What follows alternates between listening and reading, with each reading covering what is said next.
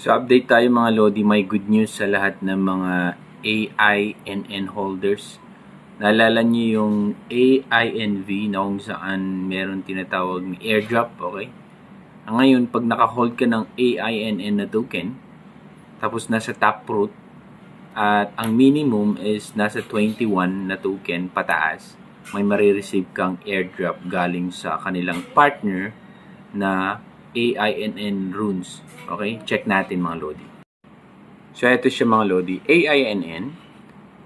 Yan. Absolutely thrilled to announce our biggest runes airdrop yet. Partner with AINN runes, we're making history. Holders of 21 plus AINN, you're in for a treat. And remember, even if you're not there yet, you've still got a chance to join the monumental event. So, ibig sabihin nito mga Lodi, nakipartner sila sa AINN runes. Ngayon, pag meron kang 21 na AINN na nakalagay dun sa wallet mo, make sure lang na nasa taproot siya. Ibig sabihin, makaka-receive ka ng runes airdrop mga Lodi. Okay? So, check natin. Sabi niya dito, ayan o, pagbasahin nyo. Ayan siya mga Lodi. So, naka-hold ka ng 21 to 209. May bracket siya. Depende kung magkano. Depende kung ilan ang ino-hold mong AINN na token.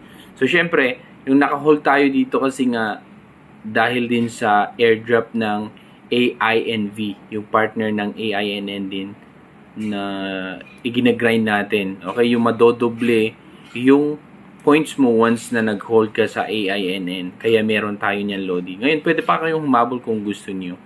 Okay? So, ayan, retweet nyo lang siya. Okay, retweet, like, and retweet this tweet and follow AINN. And yan, tapos leave your taproot address para doon nila ma-verify mga Lodi. So, good news to para sa atin.